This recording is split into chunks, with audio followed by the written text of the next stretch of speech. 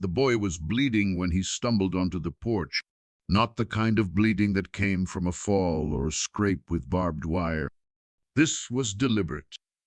A gash across his shoulder, deep enough that the fabric of his torn shirt clung to the wound like a second skin. His eyes were wild, darting back toward the tree line, as if something might come crashing through at any moment. Coleman Briggs had been sitting in his chair, boots propped on the rail, watching the sun sink behind the ridge. He wasn't expecting company. He never did. His ranch sat far enough from town that most folks forgot it existed, and that was exactly how he liked it. But when the boy appeared thin, maybe 13, with dirt streaked across his face and terror carved into every line of his expression, Coleman's hand moved instinctively to the rifle leaning against the door frame. The boy stopped at the bottom of the steps, swaying. His lips moved, but no sound came out at first. Coleman rose slowly, his chair creaking behind him. "Easy now," Coleman said, his voice low and steady. "You hurt bad?" The boy shook his head, but his legs gave out beneath him. He caught himself on the railing, knuckles white.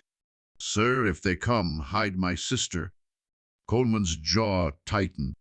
He stepped down from the porch, his shadow stretching long across the dirt. "Who's coming, please?" The boy's voice cracked. "She's in the trees. She's scared."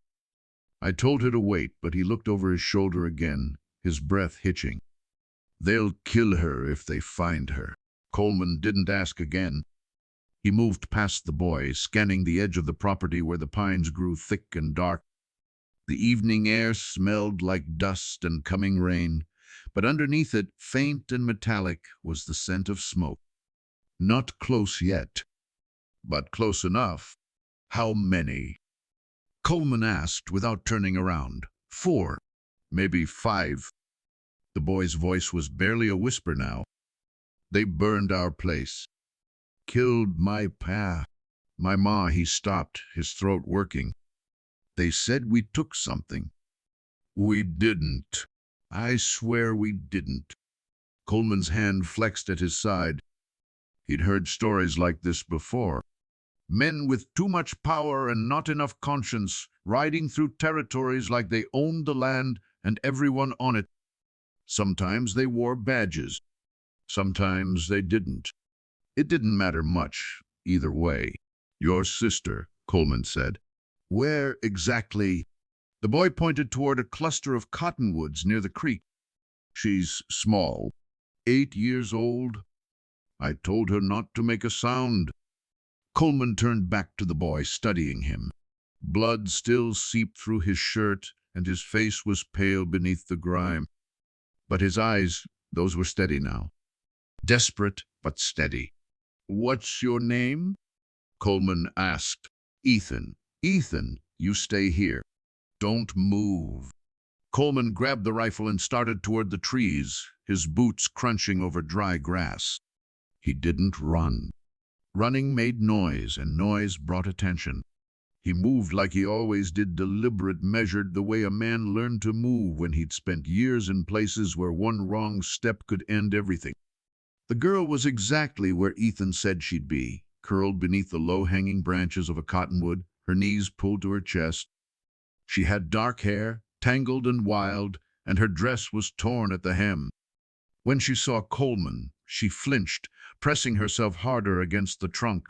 "It's all right," Coleman said quietly, crouching down a few feet away. "Your brother sent me." She didn't move. Her eyes were wide, glassy with fear.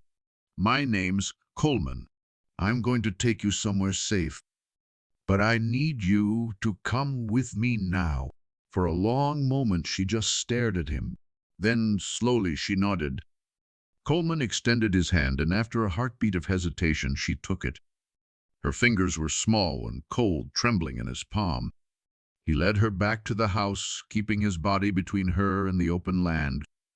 Ethan was still on the porch, leaning heavily against the post now. When he saw his sister, his face crumpled with relief. "Lizzie," he breathed. The girl broke away from Coleman and ran to her brother, wrapping her arms around his waist. He winced but didn't pull away, resting his hand on the back of her head. Coleman climbed the steps, his gaze fixed on the horizon. The sun was almost gone now, just a sliver of gold behind the mountains. In another 10 minutes, it would be full dark, and in the dark, men did the things they didn't want witnesses for. "They know you came this way?" Coleman asked. Ethan nodded. "We ran as far as we could. But they're fast, and they don't stop." Coleman looked down at the boy, at the girl clinging to him, and felt something old and familiar stir in his chest. It was the same feeling he'd tried to bury years ago, after the war, after the things he'd done and seen. The feeling that told him he couldn't walk away. Not from this. "Get inside," Coleman said. "Both of you." Ethan hesitated. "Sir, if they come, they're coming," Coleman said flatly. "That's not a question. Now get inside and stay away from the windows." He waited until they were through the door, then turned back to the land. The wind had picked up, carrying with it the faint sound of hoofbeats. Distant still, but growing louder. Coleman checked his rifle, the motion automatic ingrained. 6 rounds. He had more inside, but 6 would have to do for now. He stepped off the porch and walked to the edge of the yard, planting himself between the house and the road. The hoofbeats grew louder, and Coleman Briggs did not move. They came like shadows bleeding out of the dusk. 5 riders spread wide across the road, moving at an easy trot. They weren't in a hurry. Men who hunted knew that panic made prey stupid, and stupidity made the kill easier. Coleman watched them approach, his rifle resting against his shoulder, his finger just outside the trigger guard. The one in the center rode a black gelding, tall and mean-looking.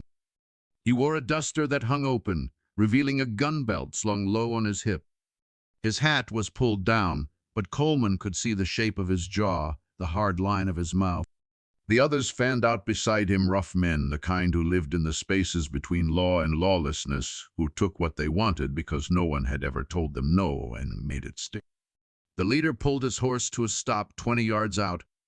The others followed suit, their mounts shifting beneath them, restless. "Evening," the leader called, his voice easy, almost friendly. "Hell of a night for a ride." Coleman said nothing. The man tilted his head, studying him.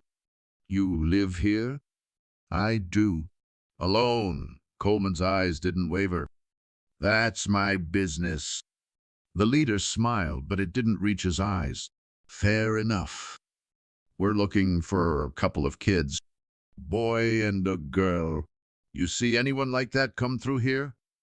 "No." The man's smile faded. He leaned forward in his saddle, resting his hands on the horn. "Now, friend, I'm going to ask you again. And I'm going to suggest you think real careful before you answer, because lying to me, that's a poor decision." Coleman shifted his weight just slightly. "I said no." One of the other riders, a wiry man with a scar running down the side of his face, spat into the dirt. "He's lying, Garrett. You can see it." The leader, Garrett, raised a hand. "Easy." He looked back at Coleman, his expression hardening. "Those kids stole from us. Now, I don't expect you to understand the particulars, but what I need you to understand is this. We're taking them back, one way or another." "They didn't steal anything," Coleman said evenly. "And they're not going anywhere with you." The silence that followed was thick, weighted. Garrett's horse stamped, and somewhere in the distance, a coyote howled. Then Garrett laughed. It was a low, ugly sound. "You got a death wish, old man? Old enough to know better than to hand kids over to men like you?" The scarred man's hand moved toward his gun, but Garrett stopped him with a look. "You don't know what you're getting into here," Garrett said, his voice dropping. "This isn't your fight. It is now." Garrett stared at him, and for a moment Coleman thought he might actually turn around. But then the man's expression shifted, something cold and calculating sliding into place. "All right," he said softly. "Have it your way." He wheeled his horse around, motioning for the others to follow. They rode back the way they came, disappearing into the gathering dark. Coleman didn't move until the sound of hoofbeats faded completely. Then he turned and walked back to the house, his shoulders tight, his mind already working through what came next. Inside, Ethan and Lizzie were huddled together on the floor near the far wall. The boy had his arm around his sister, and both of them looked up when Coleman entered. "They're gone," Coleman said. Ethan's face didn't relax. For now.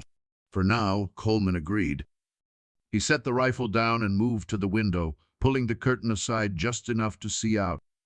The land was quiet, but it was the kind of quiet that felt wrong, heavy. "Waiting. They'll come back," Ethan said. "They always do." Coleman let the curtain fall. "I know. Why didn't you just give us to them?" The boy's voice was raw, desperate. "You don't even know us. You don't owe us anything." Coleman turned to face him. "You're right. I don't." He crossed the room and knelt down in front of the boy, meeting his eyes. "But I know what men like that do. And I know what happens to kids when no one stands in the way." Ethan's jaw trembled. "My pa tried to stand in the way. They killed him anyway." "I'm not your pa." "Then what are you?" Coleman didn't have an answer for that. Not one that would make sense. So instead he reached out and placed a hand on the boy's shoulder, careful to avoid the wound. "Right now, I'm the man between you and them. And that's enough." Lizzie, who hadn't spoken since they came inside, looked up at him. Her eyes were red-rimmed, but there was something fierce in them. "Are you going to fight them?" Coleman held her gaze. "Yes. Are you going to win?" He didn't lie to her. "I don't know." She nodded slowly as if that answer was enough. Ethan, on the other hand, looked like he might break apart. "I can help," the boy said suddenly. "I can shoot. I'm not great, but no." "But no," Coleman said again, firmer this time. "You stay here with your sister. You keep her safe. That's your job." Ethan's hands curled into fists, but he didn't argue. Coleman stood and moved back to the window, his eyes scanning the darkness. Somewhere out there, Garrett and his men were waiting, planning. And when they came back, it wouldn't be to talk. "Get some water," Coleman said without turning around. "And find something to eat if you can. It's going to be a long night." Behind him, he heard the soft shuffle of movement as Ethan helped Lizzie to her feet. But Coleman's focus was already elsewhere, on the shapes he couldn't see yet, on the violence he knew was coming, and on the choice he'd already made. The fire started just after midnight. Coleman saw the glow first, a faint orange smudge against the black horizon. It was small at first, no bigger than a lantern flame, but it grew steadily, spreading like a wound opening. He'd been awake the entire time, stationed by the window with his rifle across his lap, watching the land for movement. Now, as the fire climbed higher, he felt his jaw tighten. They were burning the fields. It was a tactic as old as war itself. Smoke out the target. Force them into the open. Make them choose between staying put and suffocating or running straight into the guns waiting outside. Behind him, Ethan stirred. The boy had been dozing against the wall, his sister curled up beside him with her head on his lap. Now he sat up, blinking groggily, and then he saw the light through the window. "No," he whispered. Coleman didn't respond. He was already moving, crossing the room to the back door. He opened it just enough to slip through, then closed it quietly behind him. The night air was thick with smoke now, acrid and choking. He could hear the crackle of flames in the distance, growing louder by the second. The fire wasn't close to the house yet, but it would be. They were driving it toward him, using the wind to push it forward. Smart. Ruthless. Effective. Coleman circled around the side of the house, keeping low, his eyes scanning the tree line. The flames cast dancing shadows across the land, and in those shadows he saw them. 3 riders, moving slowly, deliberately, herding the fire like shepherds with a flock. He raised his rifle and sighted the nearest one. The distance was maybe 50 yards, doable but not easy in the dark. He exhaled slowly, steadying his aim. Then a voice cut through the night. "You can still walk away from this." Coleman froze. The voice came from his left, closer than it should have been. He turned his head slowly and saw Garrett standing at the edge of the yard, his gun drawn but pointed at the ground. "How'd you get that close?" Coleman asked, his voice flat. Garrett smiled. "I'm good at what I do. That makes one of us." The smile faded. "Last chance, friend. Give us the kids and we ride out. You never see us again." Coleman kept his rifle trained on the riders in the distance. "And if I don't, then you burn with them." Coleman's finger tightened on the trigger. "You really think you're walking away from this?" Garrett's expression hardened. "I know I am, ma'am." For a moment, neither of them moved. The fire roared louder, closer, and the heat began to press against Coleman's back. Then, in one smooth motion, he swung the rifle toward Garrett and fired. The shot went wide intentionally. It kicked up dirt 2 feet to Garrett's right, and the man flinched, diving behind a water trough. Coleman didn't wait to see if he'd hit anything. He bolted back toward the house, reloading as he ran. Gunfire erupted behind him, bullets tearing through the air, splintering wood. One clipped the doorframe as he ducked inside, and another shattered the window above the sink. Coleman hit the floor hard, rolling to the side as glass rained down. "Stay down!" he shouted at Ethan and Lizzie, who were pressed flat against the far wall. The boy's face was white, his sister clinging to him like a lifeline. But they didn't scream. They didn't panic. Coleman would have admired that if he had the time. He crawled to the broken window and risked a glance outside. The fire was closer now, close enough that he could feel its heat through the shattered glass. The riders had dismounted and were advancing on foot, using the smoke as cover. He counted 4 shapes moving through the haze.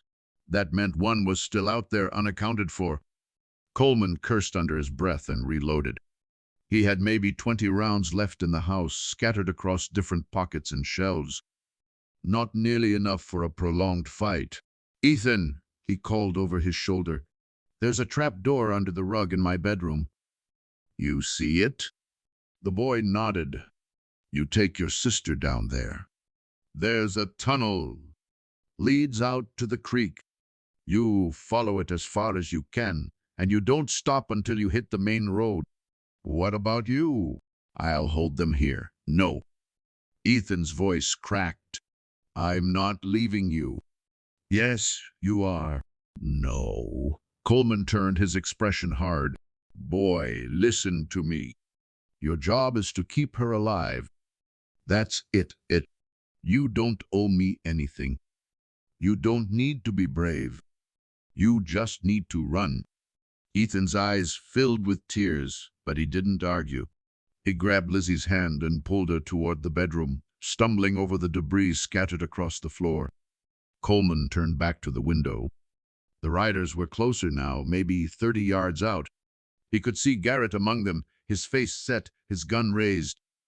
Coleman lined up a shot and fired. This time, he didn't miss. One of the men went down, clutching his leg, and the others scattered, diving for cover. Coleman ducked as return fire shredded the remaining glass, and then he was moving again, reloading, repositioning, trying to buy Ethan and Lizzie every second he could. The fire reached the edge of the yard, and the heat became unbearable. Sweat poured down Coleman's face, stinging his eyes, but he didn't stop. He fired again and again, each shot precise, deliberate. And then, in the chaos, he heard it, a scream. High-pitched, terrified, Lizzie. Coleman's blood turned to ice. He spun toward the bedroom and his heart dropped. The 5th rider, the one he'd lost track of, was standing in the doorway, his gun pressed to Ethan's head. Lizzie was on the floor sobbing, and Ethan's face was pale, his hands raised. "Drop it," the man said, his voice cold. Coleman's rifle didn't waver. "Let them go. Drop it, or I paint the wall with his brains." The silence stretched, thin and fragile. Outside, the fire roared. Inside, the only sound was Lizzie's quiet, broken crying, and Coleman Briggs made his choice. He lowered the rifle. The man kicked the rifle away, sending it skittering across the floor. He kept the gun pressed to Ethan's head, his finger resting lightly on the trigger. His face was weathered hard, the kind of face that had seen too much and felt too little. "Smart," the man said. "For once." Coleman didn't move. His hands hung at his sides, loose but ready. "You got what you want. Let the kids go." The man laughed, a dry, humorless sound. "You think this is about them? You think Garrett gives a damn about 2 runts? Then what's it about? Respect." The man's grip tightened on Ethan's shoulder, and the boy winced. "You made us look like fools. That don't sit well." Coleman's eyes flicked to Lizzie, still on the floor, her small body shaking. Then back to the man.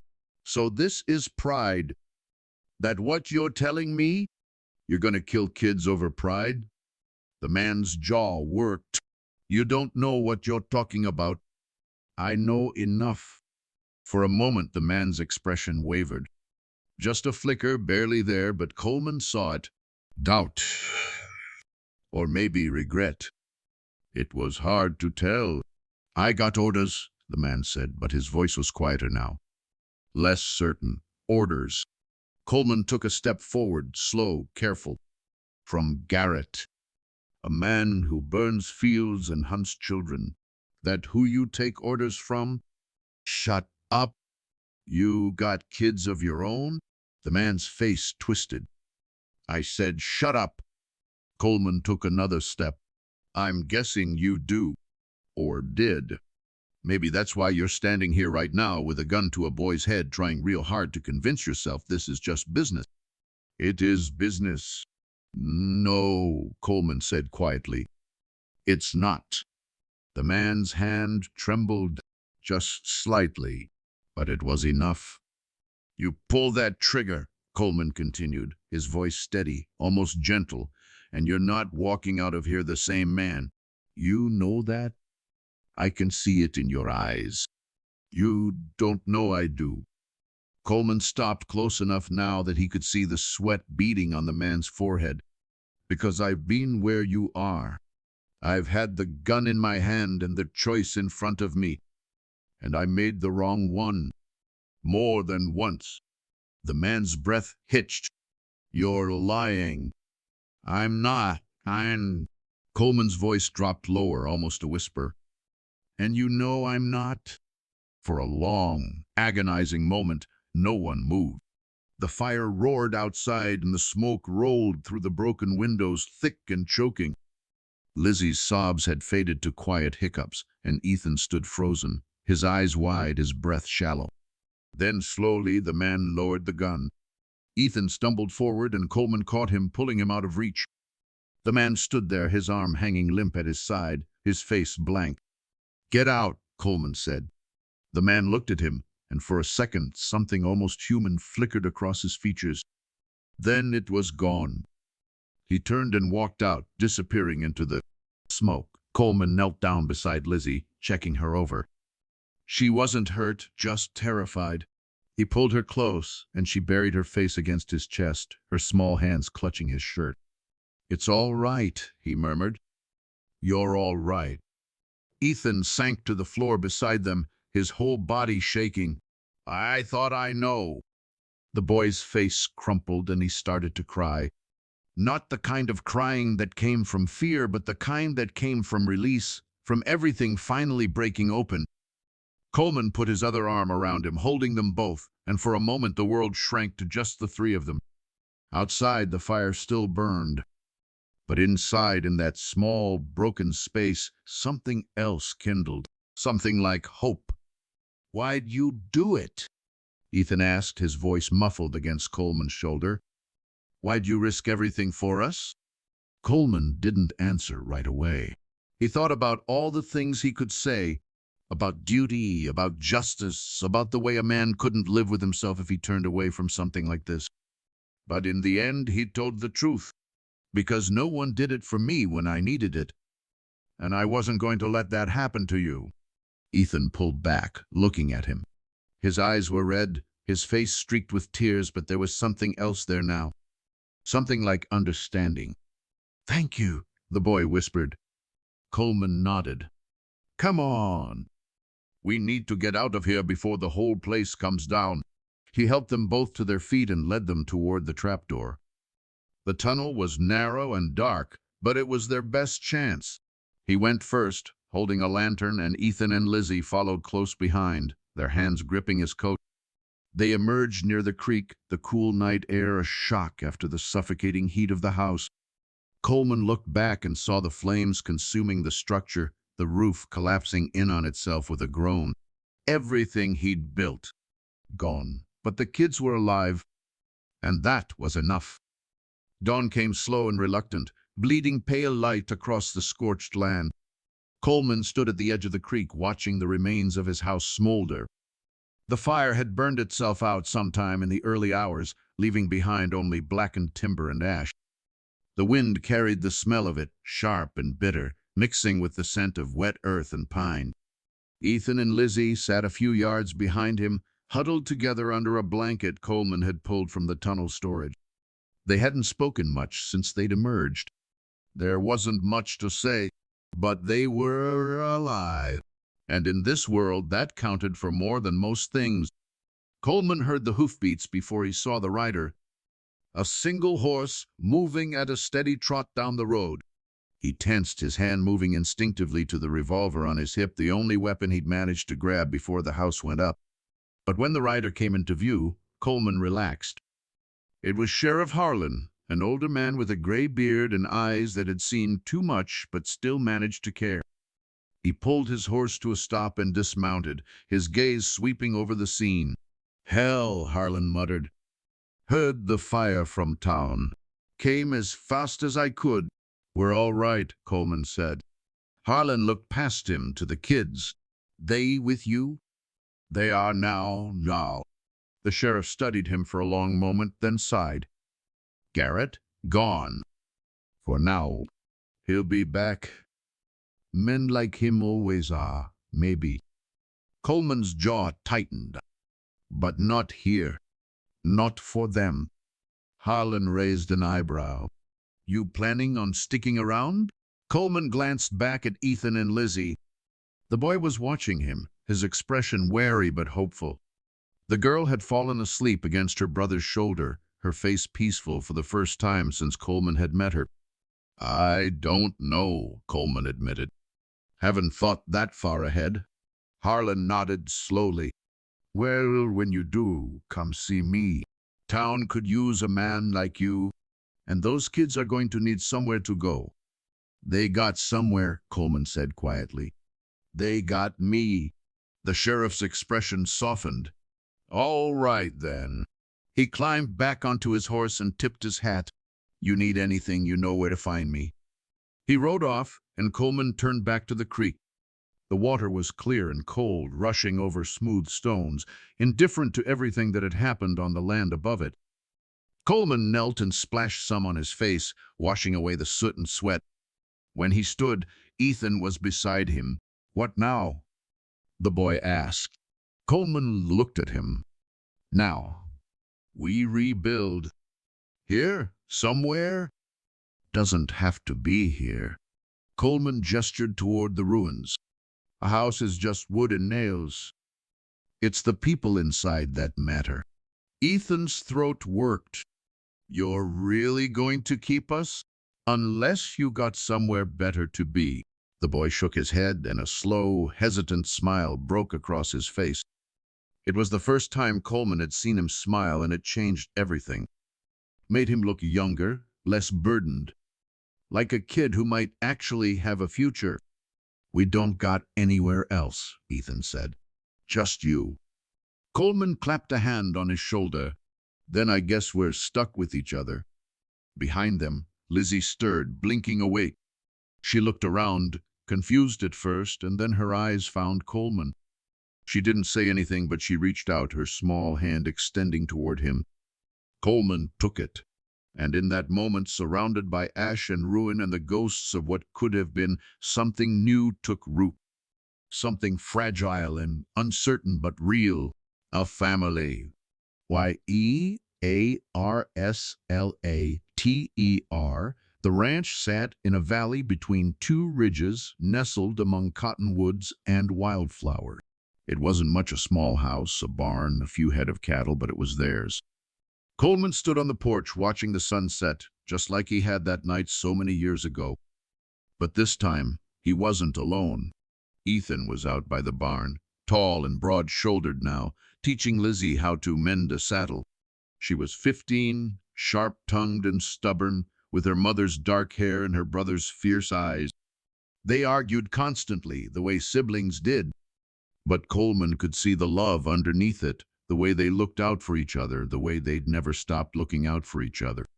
Ethan glanced up and caught Coleman watching. He raised a hand, and Coleman raised one back. "The boy, no," the man smiled, and Coleman thought about that night. About the fire, the fear, the impossible choice. About the moment he'd lowered his rifle and decided that some things were worth fighting for, even when the odds were impossible. Especially then. Lizzie laughed at something Ethan said, the sound bright and clear, cutting through the evening air. Coleman closed his eyes and let it wash over him. He'd lost his house that night, but he'd found something better. He'd found home. The sun dips behind the ridge, painting the sky in shades of amber and gold. On the porch of a small ranch house, a man stands alone but not lonely. In the barn beyond, two voices rise in laughter. The wind carries the sound across the valley, and for the first time in years, the land feels at peace.